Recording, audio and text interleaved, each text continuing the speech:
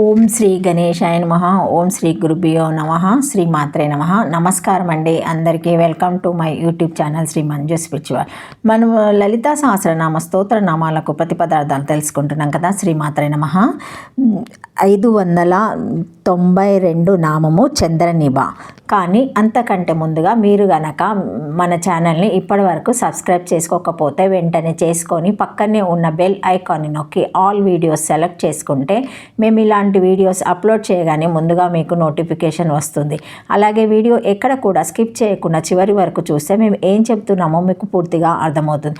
ఇప్పుడు ఇంకా లైక్ చేయడం, సబ్స్క్రైబ్ చేసుకోవడం మర్చిపోకండి. ఇప్పుడు ఇంకా వీడియోలోకి వెళ్ళిపోదాము. శ్రీమాత్రే నమః. శ్రీమాత్రే నమః. 592 నామము చంద్రనిభ. ప్రతిపదార్థము చంద్రనిభ చంద్రునితో సమానమైనది. చంద్ర చంద్రుని కాంతితో నిభ సమానమైన కాంతిని కూడి ఉండునది. శ్రీమాత్రే నమః. శ్రీ విద్య మంత్ర తృతీయ కుటాత్మక చంద్ర స్వరూపమైనది. బ్రహ్మరంధ్రస్య అధోభాగే చంద్రోస్తి సాచ విద్యా తృతీయ కుటాత్మక ఇత్యశయానః చంద్రనిభ ఇతి. శ్రీ విద్యామంత్ర తృతీయ కుటాత్మక చంద్ర స్వరూపమైనది కావున బ్రహ్మరంధ్రమునకు అధోభాగమందు చంద్రుడు కలదు. ఆ చంద్రుడు శక్తి కుట స్వరూపుడు, విద్య యొక్క 3వ కుట స్వరూపుడు అను ఉద్దేశంతో చంద్రుని అనేనే ఇక్కడ నిశ్శబ్దమునకు సదృశ్యం మాత్రమే అర్థము కలదు. అయినను అభేద అర్థమును గ్రహించి 4 అక్షరముల నామంతో కూడుకొని ఉంటుంది. ఇది ఓం చంద్రాయ నమః అని నమస్కరించుకోవాలి. మనం ఎరుగున్న వాటిలో చంద్రుని కాంతి ప్రత్యేకతలు, విశిష్ట లక్షణాలు ఇంకా వేటికి లేవు. చంద్రుని కాంతి అమితమైన తెల్లగా ఉంటుంది. తెల్లగా ఉండి కళ్ళల్లో పొడుచుకునేట్లుగా సూటిగా చురుకుగాను ఉండదు. శరీరం దహించేట్లుగా వేడిగాను ఉండదు.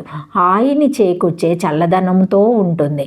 ఒంటికి సుఖస్పర్శను కలగజేస్తూ తాపాన్ని తీరుస్తూ మనసుకు ఆహ్లాదాన్ని, ఆత్మకు ఆనందాన్ని చేకూరుస్తుంది. ఇటువంటి ఆహ్లాదకరమైన విశిష్ట లక్షణాలన్నీ అమ్మవారి సాన్నిధ్యంలో కూడా మనము పొందుతాము. కాబట్టి అమ్మవారు చంద్రనిభ.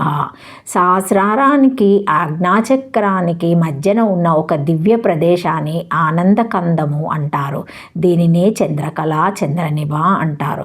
సహస్రారాన్ని సాక్షాత్తు సుధా సింధు అనే అంటారు. కాబట్టి ఈ ప్రాంతమంతా చంద్రమంద్రం క్రిందికే వస్తుంది. ఈ ప్రదేశం వద్దనే ఇంద్రస్థానము, ఇంద్రగ్రంథి, పీనెల్ గ్లాండ్ ఉంటాయి. సూర్యుని నుండే కాక ఈ ఇంద్రుని నుండి కూడా చంద్రునిపై కిరణాలు పడి చంద్రుడు వెలుగుతూ ఉంటాడు. అంటే చంద్రుడు అటు సూర్యుని కిరణాలను, ఇటు ఈ ఇంద్రునికి కిరణాలను కూడా పొంది వాటిని పరివర్తనము రిఫ్లెక్ట్ చేస్తాడు. ఈ ఇంద్రుని జ్యోతిష శాస్త్రంలో కానీ ఖగోళ శాస్త్రంలో కానీ నెప్ట్యూన్ అని అంటారు. ఈ ఇంద్రుడిపై తన గురువైన సోముడనే ఒక గంధర్వుడి నుండి కిరణాలు పడతాయి. విశ్వవసువు, ఇంద్రుడు, సోముడు ఈ ముగ్గురు సంగీతానికి అధిష్టాన వర్గము లాంటి వారు. ఛందస్సులు కూడా వీరి ఆధిపత్యంలోనే ఉంటాయి. ఛందస్సులు అంటే గణాలు కాదు. ఈ గణాలను వేటి ద్వారా అయితే కనిపెట్టారో అవి ఛందస్సులు. వీరి యందు మేల్కున్న వారే సిద్ధులు. శ్రీమాత్రే నమః. శ్రీమాత్రే నమః. సంగీత లలిత కళాదులయందు ప్రావీణ్యం ఉండి జీవుడు గారు ఆనందంగారుగా ఉండాలంటే ఈ స్థితి రావాలి. జీవునికి ఈ ఆనందోత్పాదనము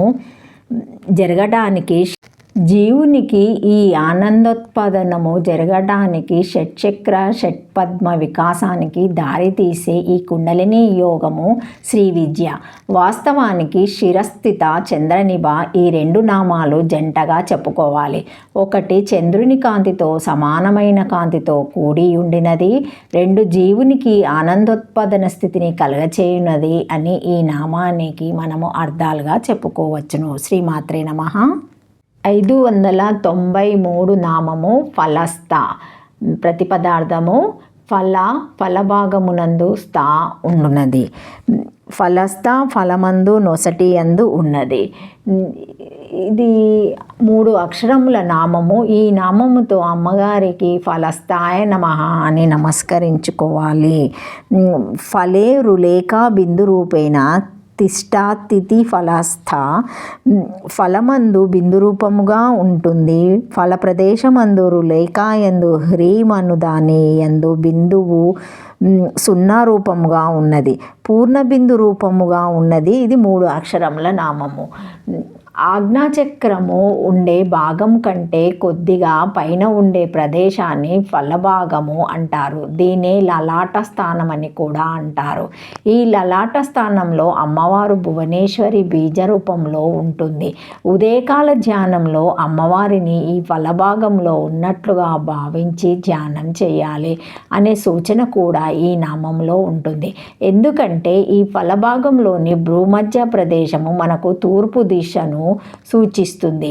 ఈ దిక్కు వద్దనే కదా సూర్యోదయం అయ్యేది. అందుకని ఫలభాగమునందు ఉండునదని ఈ నామానికి అర్థము.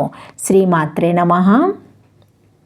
594 నామము ఇంద్రధను ప్రభ. ప్రతిపదార్థము ఇంద్రధను ప్రభ. ఇంద్రధనస్సు కాంతి కలది. ఇంద్రధనస్సు వలె అనేక వర్ణములు కలది. ఫలప్రదేశమునకు పైభాగమందు అర్ధచంద్రాకారంగా ఉన్నదని తెలుపుటకే ఇంద్రధనస్సు యొక్క కాంతి గలదని తెలిపెను. నిత్య హృదయమందు నుదురునందు దీపం వలె ప్రకాశించు ఓం లేక హ్రీం నందు అర్ధమాత్ర కాలము గల పూర్ణ బిందువు గలదు. దానికి పైభాగమందు దీపాకారమై పాదసూత్ర కాలము కలిగిన అర్ధచంద్రుడు అని కలదు. ఇంద్రధనస్సు నందు అనేక వర్ణములు ఉన్నట్లుగానే ఆ అర్ధచంద్రుని యందు కూడా అనేక వర్ణములు గలవు. 6 అక్షరముల నామము. మాత్రకు 256 లవలు, అర్ధ మాత్రకు 128, అర్ధచంద్రునికి 64 లవలు లేక ఇంద్రధనస్సు వంటి వాడని కాంతి కలదు. శ్రీమాత్రే నమః. శ్రీమాత్రే నమః. Thank you for watching my video. Please like, share, comment, subscribe to my channel. మరిన్ని వీడియోస్తో మళ్ళీ కలుస్తానండి. ఈ వీడియో మొదటిసారి ఎవరైనా చూసి ఉంటే తప్పకుండా లైక్ చేసి సబ్స్క్రైబ్ చేసుకోగలరు. Thank you.